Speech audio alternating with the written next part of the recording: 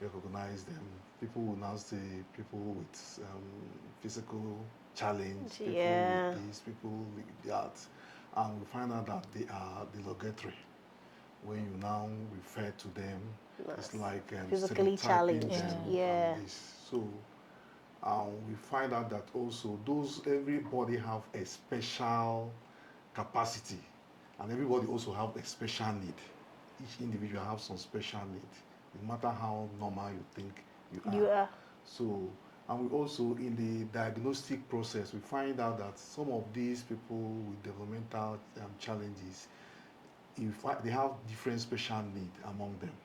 So that is why whenever somebody has a developmental challenge or one physical challenge or other, we say that he has a special need, Need. meaning that what we emphasize more is providing those special needs It's, rather than looking at the disability. Because before they say people with disability, what we know is it's not disability. Once you provide that special need, the person is no longer disabled. True, true, So, true. and there are various categories of these people with special needs. Some of them are called developmental disorder or developmental disability, or people with developmental special needs that are developmental inclined. It means that this particular set of people, they are diagnosed or they are noticed first before or during, at least when they are within 0 to 5 years. These special needs are diagnosed or through assessment you notice them. Okay. Okay, yeah. So there are some of them are genetical in nature. They involve chromosomes, like something like Down syndrome. When there is Okay. a mutilation of 21st chromosome, it can result to Down syndrome. Okay. Some of them are Turner syndrome. Okay, Turner syndrome may be when somebody instead of having 23 chromosomes, when you come to the sex chromosome, it will be X and 0. The person will be a female, but you now find out that she is not a complete person, but it doesn't have balanced number of chromosomes. We have other ones that they call metabolic disorder. Metabolic disorder, developmental disorder are when a child have inability to break down certain nutrients, like let me say something like a protein. Okay, when the child cannot break down milk protein, okay, it can result to a disorder called Klinefelter syndrome, and if it continues without uh, treatment, it can lead to temporal or permanent brain damage, and by so the person will grow up having this. Other people have other conditions that is referred to as cerebral palsy, which are some physical disability that also are developmental incline. Okay, so whatever direction is going, most of the times it have to do with hindering that person from performing certain tasks or all the tasks, depending on the severity of the Okay. special needs. Some of them Especially are mild, some of them are moderate, some of them are severe, severe. some of them are profound. That profound is at the extreme level. At profound level, the person is totally dependent on the caregivers around the person. Okay. He may not have any skill at all. Okay, And has to basically rely on other on people other for yeah. people to survival. take care of the person throughout the person's lifetime. Wow. Okay, we have the severe. Severe is serious, but the person may have one or two um, skills, but it's also not enough to sustain the person independently. Okay, then we have moderate. A moderate person can live independent life, but needs serious guidance in doing so. Then we have mild. Mild, you may not really know that the person have developmental challenge. You may Oh. just know when the person's intellectual ability is also affected, like ability to pass normal class and be at the same level With with other his people. but every other physical appearance, you may not really know that that individual Yes. has this thing. Wow. Also, some people can have physical disability, but their intellectual ability is intact. Oh, We have okay. cases of people with cerebral palsy that their intellectual capacity is also intact. Okay, but in all, there must be one special need or the other that we need to add to that individual to help individual sustain his life and live a more healthier life and the well-being will be good. Okay, all right, thank you, Prof. Okay, well, that was a very interesting breakdown of who special needs kids are and different forms of it. Okay, we'll come to you, Mrs. Ekweme. You know, when a woman gets pregnant, when a woman is with child, the person is anticipating, you know, they can't wait to meet their bundle of joy. They can't wait to, if it's the females, the mothers twin with their baby girls and all that. Yeah, if it's the guy, for the father to twin with his baby boy, and you know, all those, you know, expectations. And eventually, you give birth to the child, and you're confronted with the knowledge that this child is going to be different from other kids his age, that this child practically have to be dependent all his life. What is that feeling like? What is it for, like your parents? Thank you very much for this question. Really, it's something I can't even explain the feeling, because my child has cerebral palsy and he's my first issue. So till now, I've not really accepted that, but I don't have choice. The feeling is bad. Day by day, you want to see your child do things every other child should do. Crawl, stand, sit, you know, drag things with you. You see your child not doing that. And with the reason that it can never get better, like it's killing. I can only say it's killing. You won't understand that except you have such a child. So it's something that you wake up every morning to see this. You wake up, you look at him, you feel bad. Sometimes you want to give up. Sometimes you feel, what is the point of this child living? Because he himself is suffering. Now I'm talking about my own time, the stress I go through. What about him? He can never be where others are. It's killing. And especially when you see probably your friends that people give birth the same day, the same year, you see their children growing, going to school. Your child can't go to school. He's totally dependent on you. It's killing. Really, it is killing. Okay, you know, earlier when I started, I said that the essence of doing this, beyond highlighting the challenges parents with special needs kids face, that I also want to talk about the aspect of societal inclusion. How has that been for you in terms of, you know, people, reactions, when you carry your child or when you're out with your child, the pitying looks, the cheya, you know, those kind of looks that make you feel worse than you already feel. How do you deal with all that? Yes, I think that's even the most difficult part of it. The society, it's not helping us. The isolation, the pity, because I don't like pity. There's no point of pitying me or pitying the child Because when it's you what it isolate is. him. I enter keke, you will see somebody, the person will go down just because you have a special child. And it's not as if this child is not being taken care of. He's cute, he's neat, but you still see people one way or the other trying to let you know that this child is not normal. Child is different. So it's crazy. It's something, I think that's even the most challenged part of this journey. People will talk to you, and especially women. Sometimes I ask them, it's not as if we planned this thing. It's not my choice. My choice is to have a healthy baby. Somebody that will grow up and run errands for me. But it did not happen that way. People are making it worse. You can't be where others are. Okay, you can imagine, last week I insisted in going to church with my son. I got there, I carried him because I had to carry him. Reason is not because I don't have it. He has a wheelchair, but the roads are bad. So where will you drive the wheelchair for? So I had to carry him on my lap for like 4 good hours. In fact, immediately I entered the church, I was observing people. I'm sorry, how old is he? He'll be 10 next month. And you carried him? Yes, what will you do? Wow. I had to lap him all that while. And, you know, they make this kind of funny noise and all that. So it's not as if I'm afraid or ashamed. I am not, but The I just don't want people to look attention, at me that way. yeah, You understand? The attention, So get I that. majestically looked for a chair. I sat outside.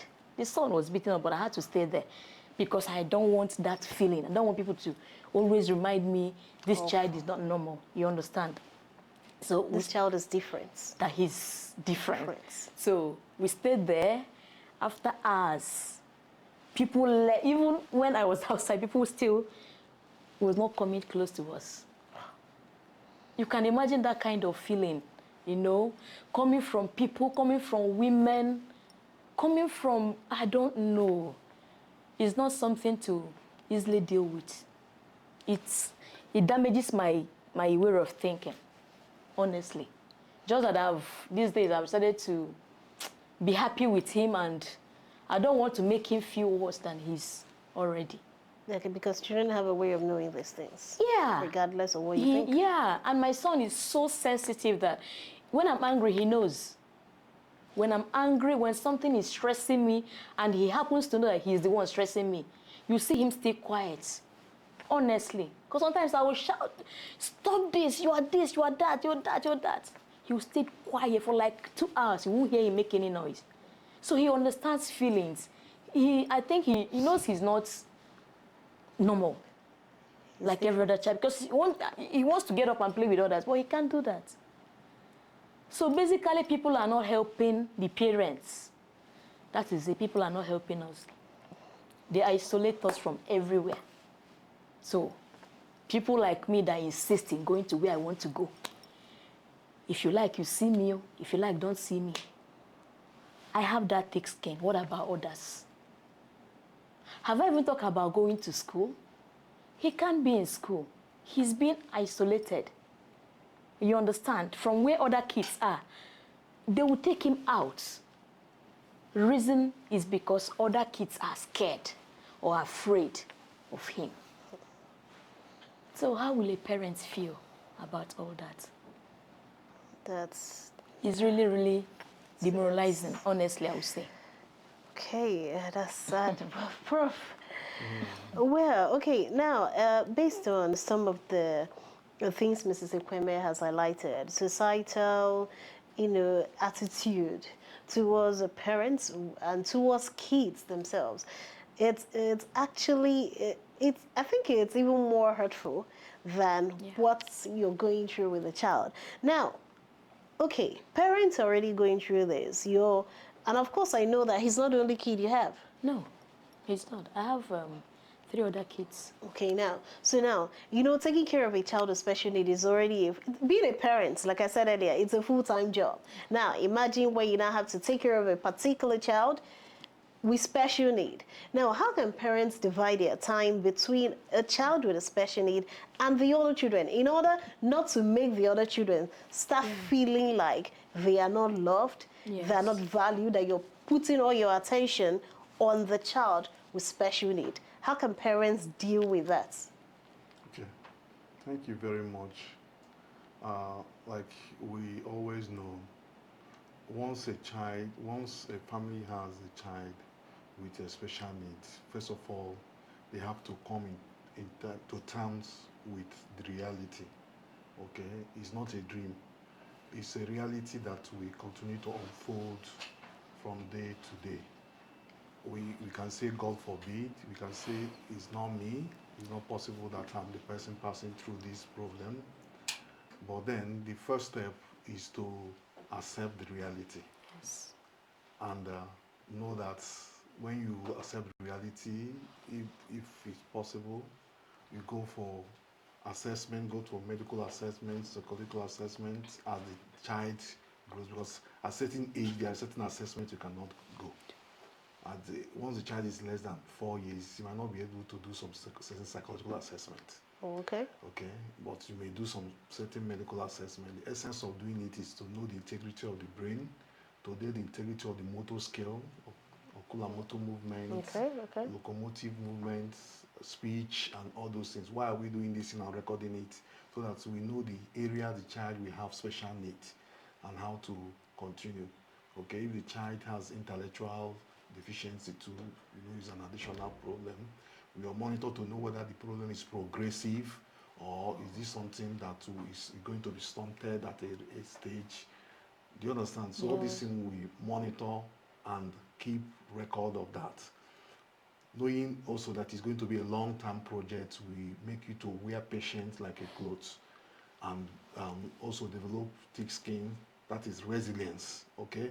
But first of all, the family have to come together, okay, and say, this is not the end of the world for us, okay?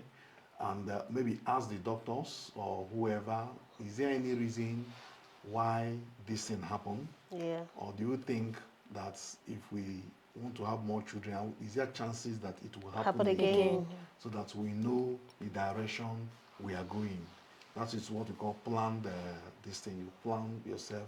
You do some assessment. What happened during the gestation period? Is it eventful? Was it eventful? Or is there anything that happened that may have result? When you have cleared all this and that, then you people will know that you can continue. Okay, we have special need children anonymous. This is a group of international family that have children with different form of special needs. People can register, and it's a type of good therapy. You present your own case. People who have had experience before you will tell you at age this is what we expect. This is what you should be doing. Okay, and yeah, with your husband, you have to come to terms and don't blame anybody. Don't blame yourself, so that your well-being will be good. Don't look at the society. Everybody will not take you in. Majority of people will run away from you, but you are the person that will make them like you, or you are the person that will feel bad if you want. If you don't want to feel bad, good for you. But most importantly, once children start coming in and start going up, you have to train that they are special needs children with them. Not to have pity on him, Their but to let siblings. them know that this is your brother, this is your sister, and you don't need to be ashamed of it. It all starts when the parents start locking that one off. When the good one, the one that you feel that is good, arrive, you now lock that one. Relations will come or friends will come. I think you have, no, I don't have, no, this is my first son.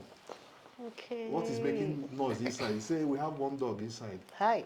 People does that. And when you are doing that, you are inculcating on their brother that these people are Different. different, they are not human beings. They will start treating them Like as such. But when we have visitors, everybody will come out. You have this son. If you don't want to come to my house Show him again, off. don't come. We want to eat, everybody will eat. Because of him, everybody must learn how to eat slowly. I don't know whether I get what I'm Yeah, trying we to get what say. you're Yes. saying. So once the Just to family, make him feel yeah, once included. the family, Yeah. and you're helping yourself because you'll be growing old, and his siblings will be growing old. There will be a time it will That be you their can turn. be able to, Yeah, for them to to care take for care of, him. and Yes. they will love that child, their brother with everything. Because you set the You groundwork. set the ground rolling. Do you understand? Yeah. So that is it. That is what all about. So it's called inclusive interactive family. Okay. The inclusiveness starts from the family, Okay. where every member of the family knows that it is their function to make their brother, to make their sister happy and feel better. Okay. Okay? In prayer time, everybody, Chidera, it's your time to pray today. It's your time, pray. They will look at you, even if it doesn't say, everyone will say, Amen. Are you with me? Yeah, I get. You think he's not learning? Yeah. Even the trees grow towards the light. Not to talk about human beings that have full structure. They learn. They know. It makes them feel happy. And that is the essence of the whole thing. And once you know that the person is receptive of your positive treatment at that level, that is what gives you courage. That is what keeps you moving and wanting to do more. And once you know that the whole family respects and care, not every child respect and is proud of that. Their this thing. sibling, yeah. That's it. Then during those days in our school, we have a lecturer, professor, has a child with special need, and they are, I think they married a white. So this one in my class, sometimes when he's coming, he comes to the class with his brother. If you try any nonsense, she can fight. And the dad, at times when he's going to lecture, he take the boy to lecture. So everybody calls the guy prof in the UNN in those days. No, he so live happily. Everybody loves him until they retire. I don't know where they are now. But the way they treat the child, the boy with special need, makes him feel happy and makes everybody love him because the family he comes from first Loved him. Okay, so that is it, and you know, it's like a ripple. Once the love exudes from the family, everybody around will respect that love. You might be mad, let's say people, the one that have therapeutic daycare center at Enugu. Okay, the one, Yeah. yes, in If Enugu, you yeah. try anything with any of those his special kid children, she can spend everything she has to make sure that you pay for it. So people don't play with his words, children that they bring to our school. They know that she loved them with her life. Do you understand? The same way. And once family show that they love, the thing will transfer to the caregivers. You play with my child. If you don't want to take care of him again, tell me. I don't make 2 Now that's respect to where you go. So I think that's what the family will do. Acceptance and sharing of their love with that particular child. By doing so, they will know the special, any sign he does, you will know. Yes. Any sign, if you want to poo, you already know that it's poo he's talking about. And once you continue to show him that you know, he will continue to improve with more signs that will make you have clues. And those clues is what he will use to improve. He will stick to them. Understand the person's language. That is closeness. Okay. All right. Mrs. Okweme, back to you. You know, in more civilized climes, children with special needs are most times, you know, supported. You know, there are different support opportunities that the governments, like funding, provide for them. If it's free Medicare, just to ensure that they relieve the burden of, you know, that aspect of taking care of the child from the parents. Okay, so now we would like to find out, in terms of the financial aspect, how is it, you know, raising a kid with special needs? Because I know that they require more care and more support than the other kids. So in terms of finance, how is it going? How has it been? It's really difficult because he doesn't eat what others are eating. Most of his food is puree. You understand? Okay. Like pap, Golden Mon, any other cereal. Yeah, it's really, really different. And buying these things on daily or weekly basis is expensive. That is one. Two, his medication. Their medication is very, very costly. Very, very costly. And scarce. And scarce too. Scarce? Yes. Oh. And the thing is that they need this medication. Without it, they go back to square one. Like, if a week should go without my son taking his medication, you can't carry him. The bone will be so stiff. Wow. And he'll be crying. So the medication is expensive. Their food, very expensive. Their physiotherapy too. And this physiotherapy of a thing is something that it's not as if we're having hope. I don't even know, but the thing is, he needs that physiotherapy. If you don't go, if you look at your child, you will know, you will see the difference. But it's expensive. Okay, like when we used to go for physiotherapy, 30 minutes, you're paying many thousands. And you're expected to do this thing 2 or 3 times in a week. Now, most parents, or rather the mothers, this kind of child won't let you walk because he's taxing. You're expected to be with him 24/7, except you have a nanny. Now, in a case you don't have a nanny, that nanny is expected to, you're supposed to pay the nanny, right? Of course, yeah. Now, how do you get money to pay that nanny? And it's not as if you're sure of the nanny you're bringing, but just because you need to step out to do something to get money to make his feeding and this physiotherapy, make them happen. I don't know if you understand what I'm saying. So they are feeding, their medication, the physiotherapy, and the caregiving. It's not easy. Okay. So any special mother that is working, one must be suffering. If you're working and your child is in the house, two of them can't work. So let me get it. They don't have to work, is what you're saying? I'm not saying, where will you even have the chance to work, to go to work? Where will you live in? If you get a caregiver, does it not help? Do you have money to pay the caregiver? And are you sure? And how sure? If you Okay, let me even leave the aspect of not being because sure. some persons might actually have the money to pay. So what other aspects are there to That is, caregiving? if you don't have, if you have a job, Okay, and you have the finance. If you have the finance, And yet, you can take care of a caregiver. Okay. Now, the aspect of is he or she doing it well is another thing.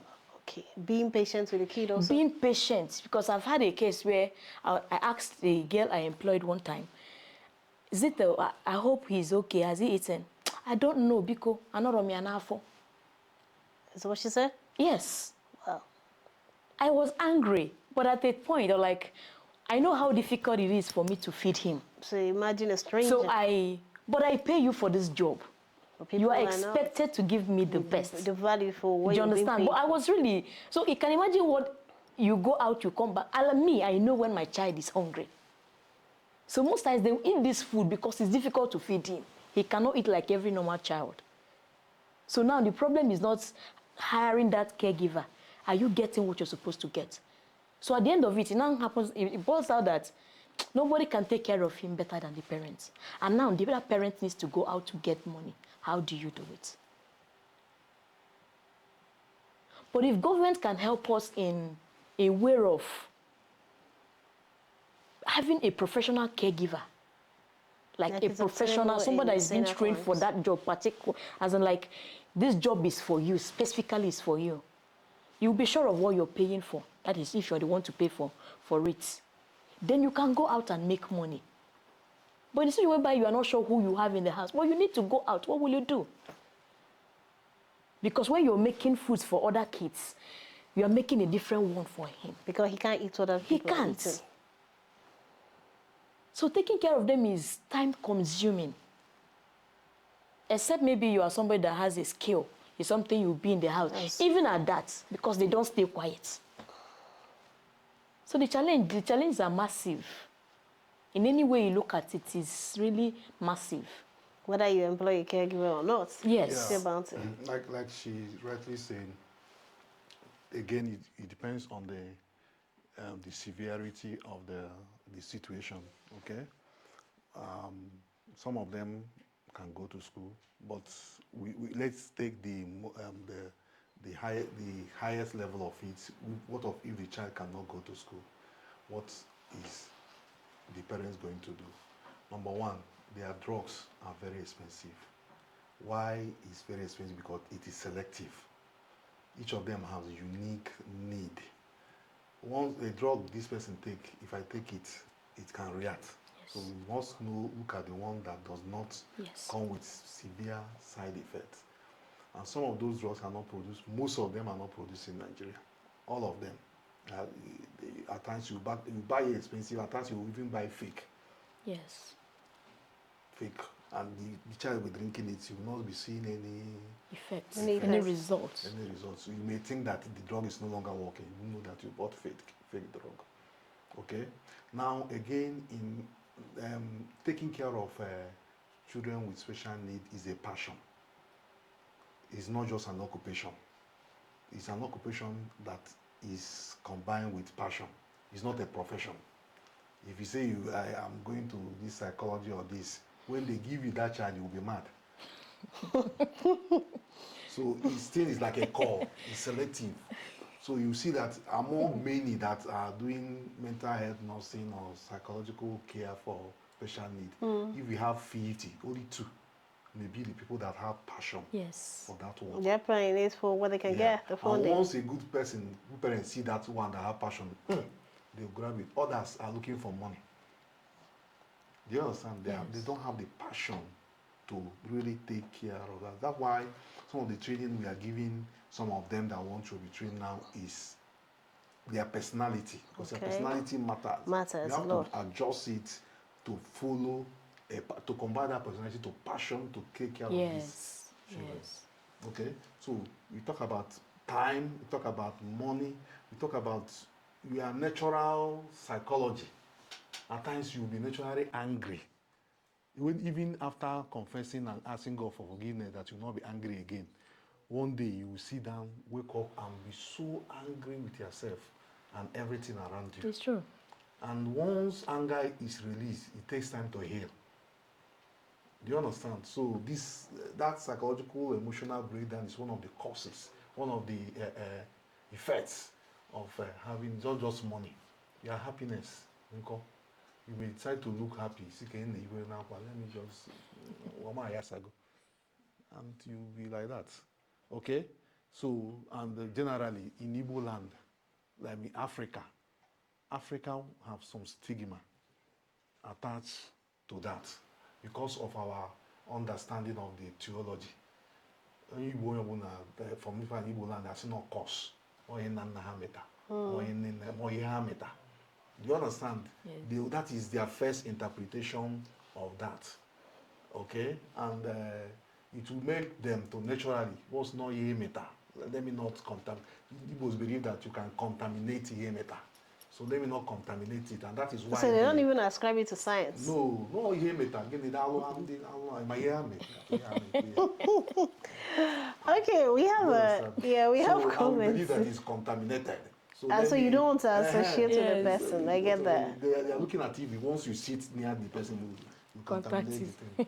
And that crazy. is not the thing. So governments have a role where things are working well, or even things are working well everywhere. That is, if we call it a need. How can the white people, they have more of these cases than us, but they still take care of these things. Yes.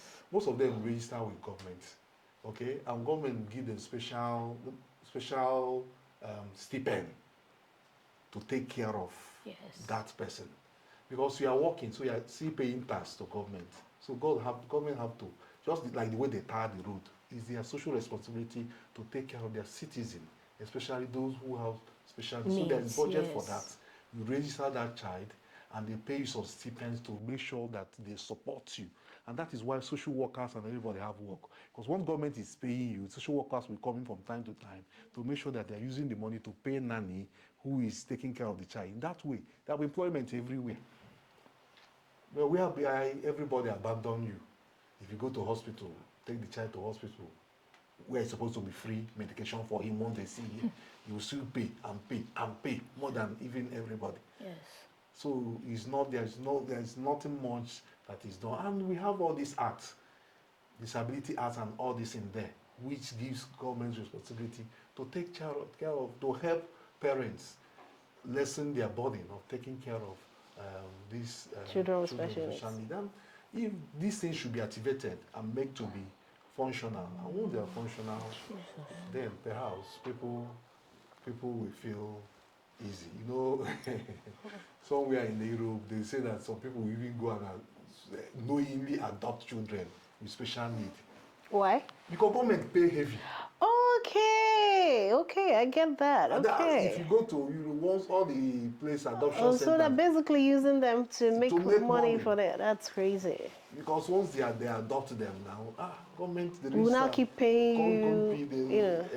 That's very bad. That is why most of them go to jail, because when government, social workers come and now see that you're not taking care of the child, you're just exploiting the money. child. So, if government take their responsibility, it will help to make more advocacy about this, and people will respect them. I know that in Canada, every country have 2 or 3 schools that they call integrative education centers. These schools are built with the intention that any child that has special need can go to this school, and the teachers know that this school is specially mapped out. And what they do is that once you have a child with special need, all your other children will be going to that school. That's how they populate the school. Why? So that there is a mixed school. It's integrative education. Do you understand? You know, they have this thing that all the people that are 10 years should be in So those special needs kids will feel different. They will not feel different. Okay, I get So that. your children, they have that special, every country, every this have one school map out for special integrative education. So that every member of that local government or area that have a child with social need, we send his own kids that are normal with that one that is not normal to that school. Okay. And government will be taking care of all of them. Okay, all right. This one was to take a breather. Still Nonye's Healthy Living Show, and the spotlight has been on raising children with special needs. We still have Professor Chidozie Nwafo from the Department of Psychology here with us in the studio, and we also have a parent, Mrs. Ekweme, has been sharing her journey navigating life as a parent of a special needs child. But we'll come back after this time out. This is still Nonye's Healthy Living Show.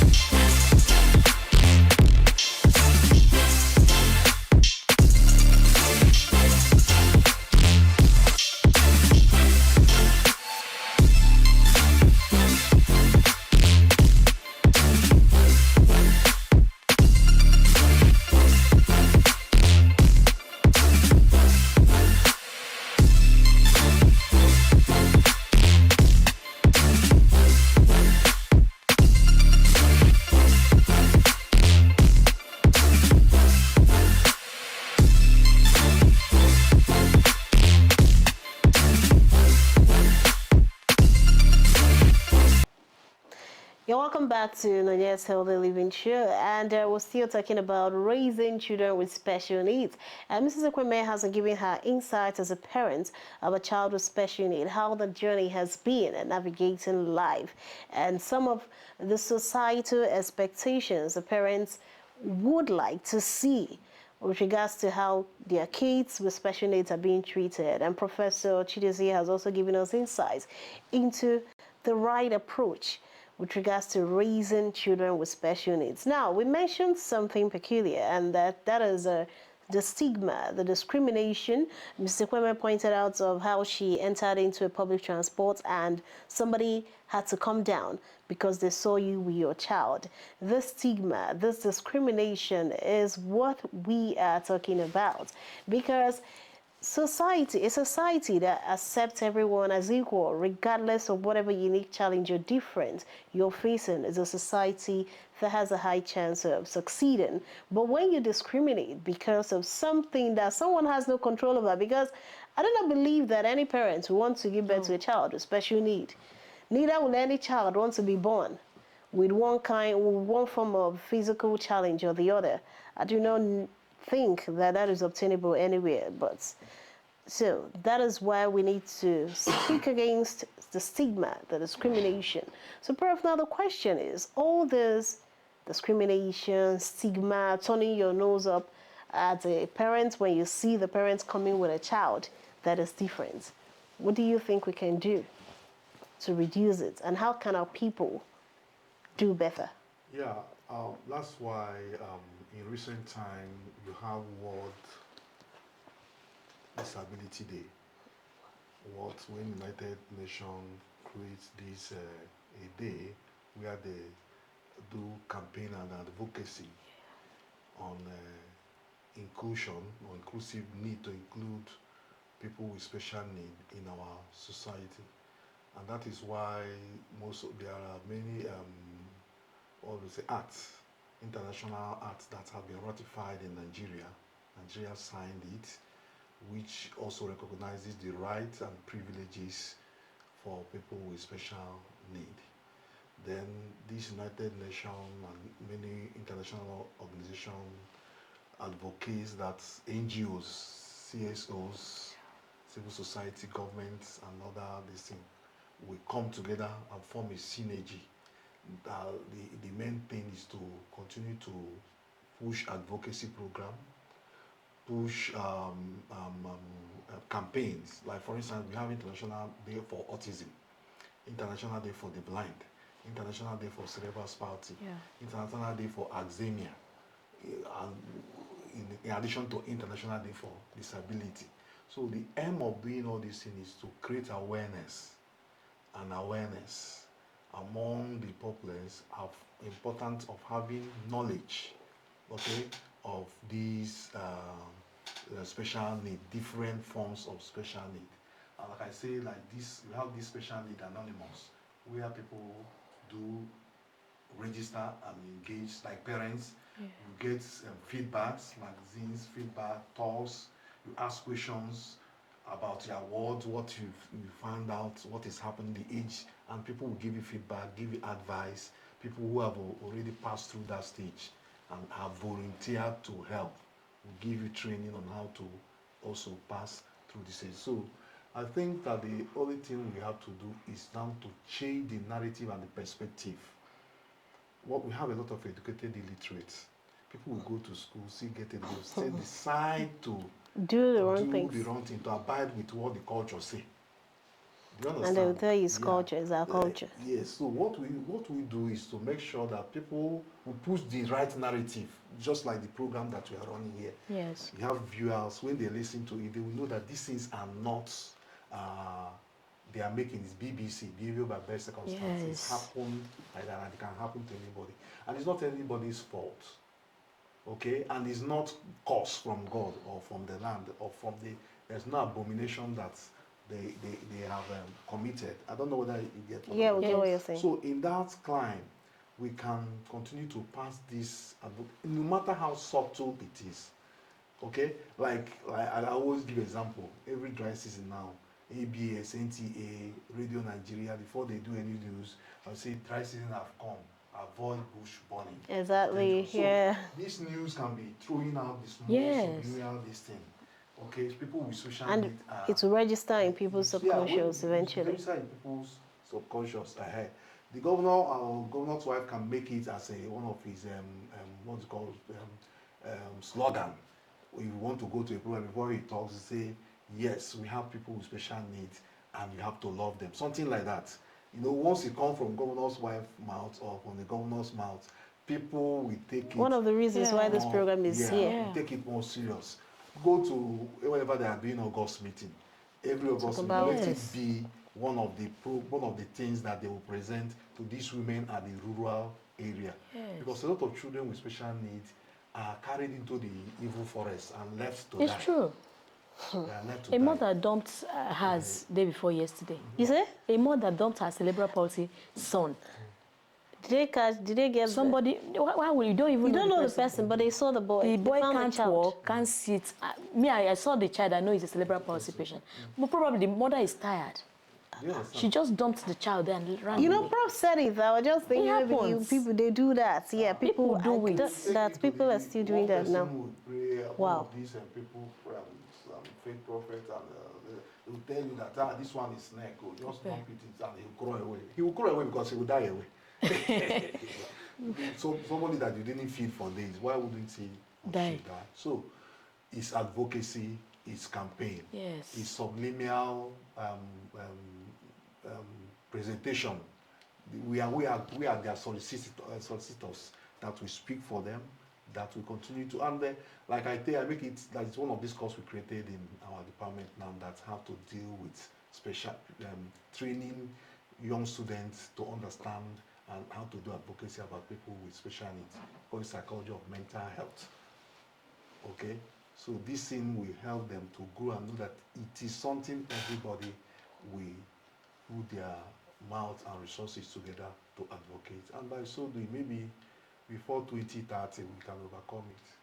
We see how the long way to go in that. We hope we really overcome it. I really hope we do that. And Mrs. Ekweme, okay, we are to speak to a parent watching right now that has, you just told us a story of somebody abandoning a child with Yes. special need. You said it happened 2 days ago. And, if we're being honest, it's not, you cannot judge what you've not experienced. And you cannot comment on something that you have not lived through. Yes. So yes, people might say, how can you do that? Why will you do that? It's wrong in all sense of the word. But however, you've not been in her shoe to know what it feels like. Yes. So if you were speaking to other parents watching us right now, parents raising children with special needs, what would you tell them? From my experience, I would say it's not easy. The truth is that it's not easy, but you have to first accept him or her.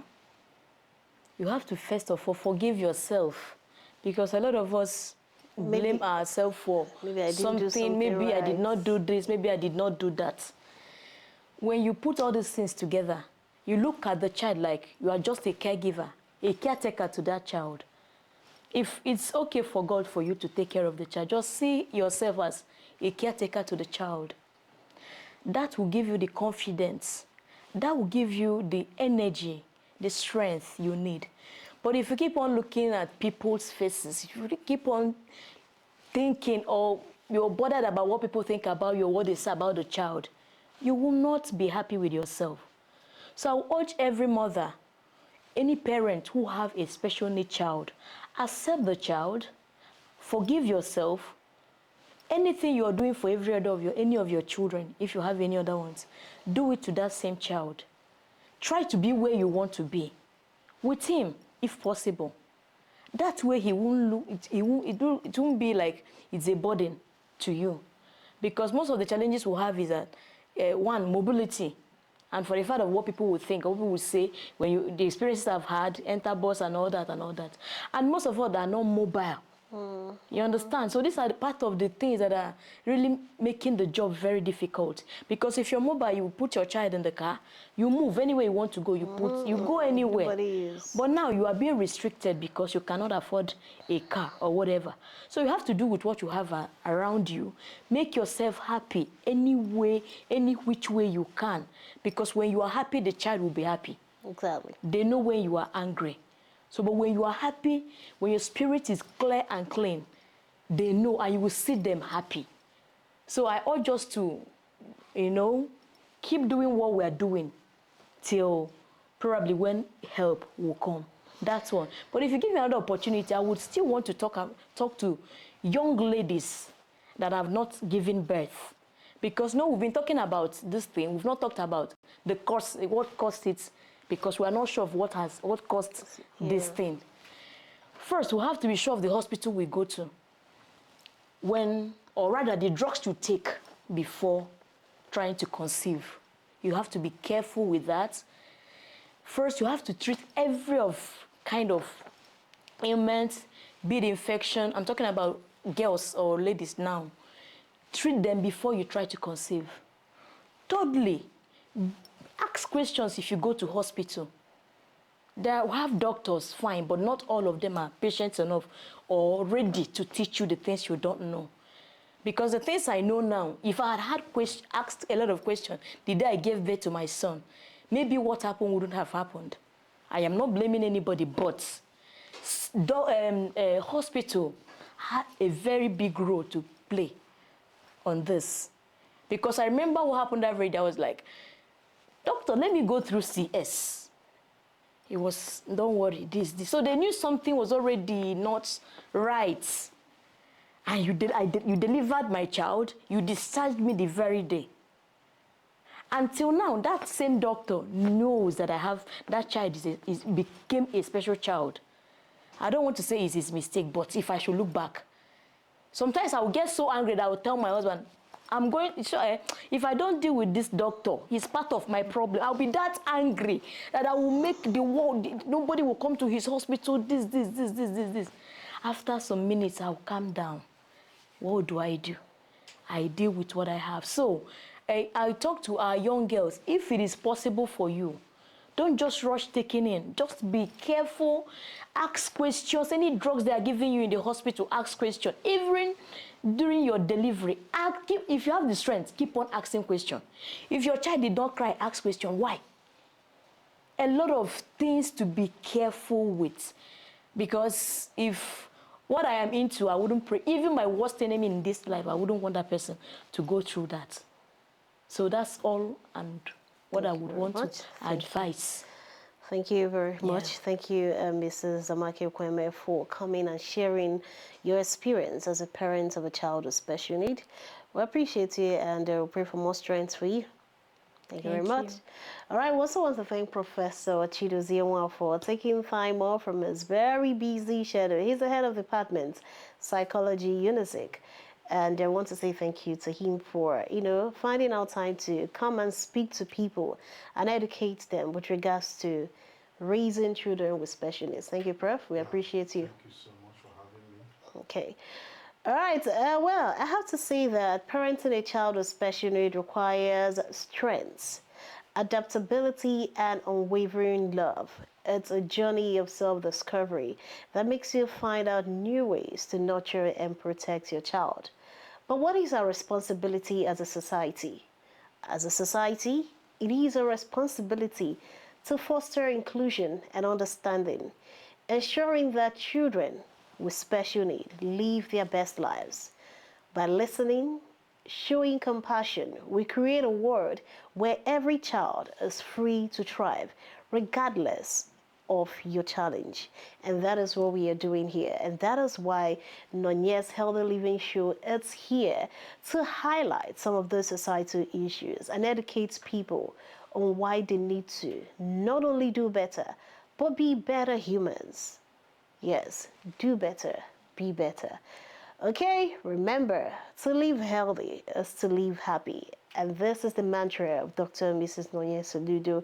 So a healthy living, it's the best approach. So as we are talking about raising children with special needs, please live healthy, because it all boils down to this. The things you take, the things you eat, it's all part of the process. So please, live healthy, live happy. I am Priska Wankwa. Next week promises to be another exciting time.